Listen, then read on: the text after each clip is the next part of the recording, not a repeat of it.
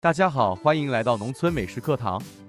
本期视频教大家如何制作芝麻风味糯米船。糯米船为新兴特色美食，也是比较好吃的零食。制作糯米船，首先要准备好材料：黑白芝麻各一半，总共300克。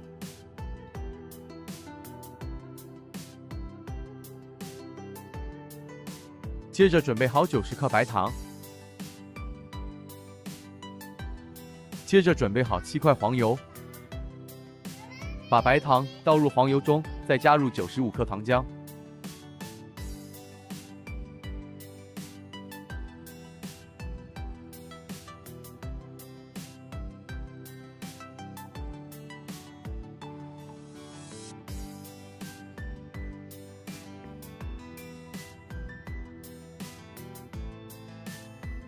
接着拿到煤气灶上，开中小火，把黄油、白糖烧至完全融化。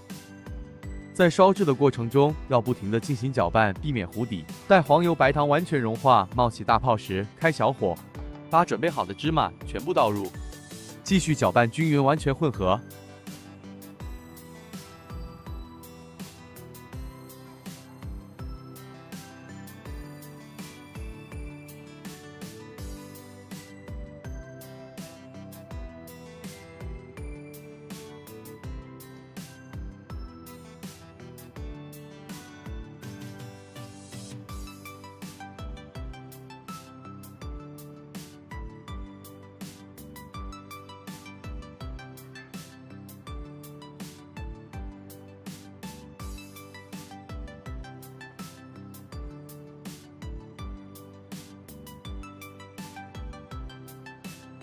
炒之后关火，端离灶台，接着下步操作，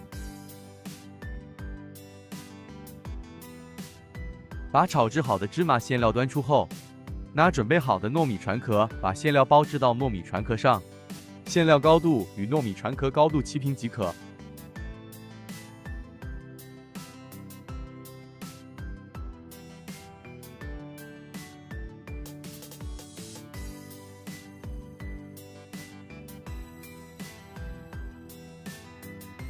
把包制好的芝麻糯米船摆放到垫好油脂的烘烤托盘上，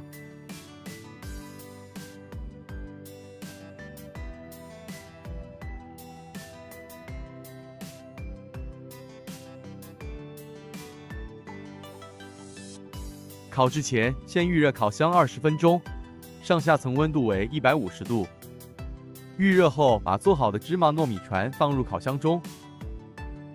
盖上烤箱盖，打开电源开关，上下温度调至160度，烘烤20分钟。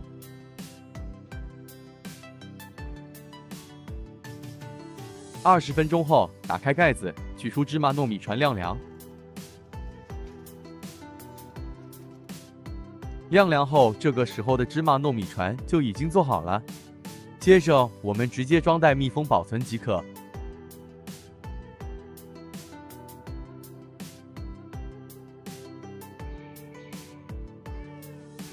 把做好的芝麻糯米船装到塑料袋中，